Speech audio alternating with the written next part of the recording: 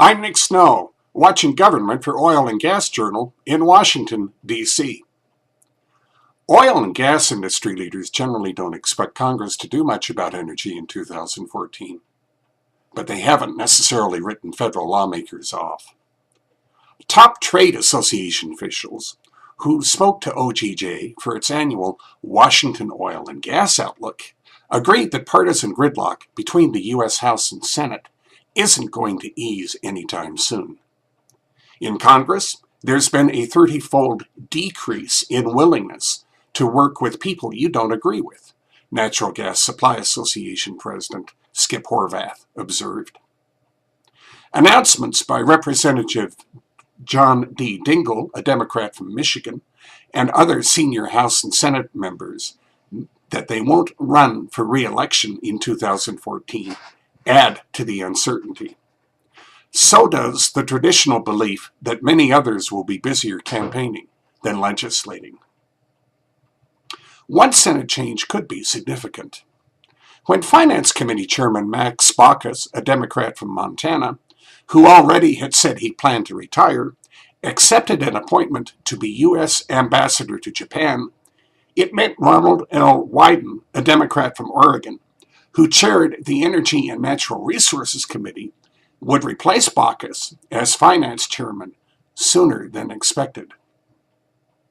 Marielle Landrieu, a Democrat from Louisiana, then succeeded Wyden as Energy and Natural Resources chair.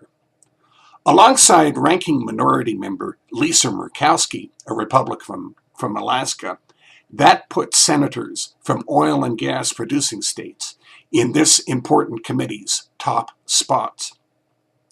Efforts by committee members Murkowski, Landrieu, and John Hoeven, a Republican from North Dakota, to show Wyden the domestic oil and gas renaissance's positive impacts firsthand soon after he became Energy and Natural Resources Chairman in early 2013, may have had an impact.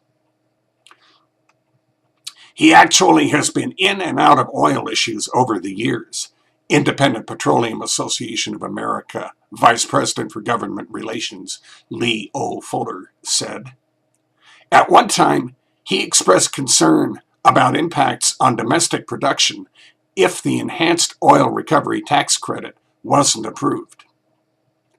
Wyden's new role as finance chairman means he has inherited a tax reform discussion Baucus started in late 2013.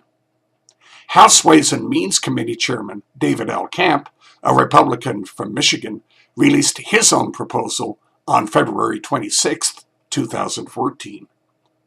Both called for repeals of federal provisions independent and other producers consider essential. The worst thing Congress could do would be to treat oil and gas in a punitive way, American Petroleum Institute President Jack N. Gerard said back in December. No one expects comprehensive tax reform to move very far this year, however.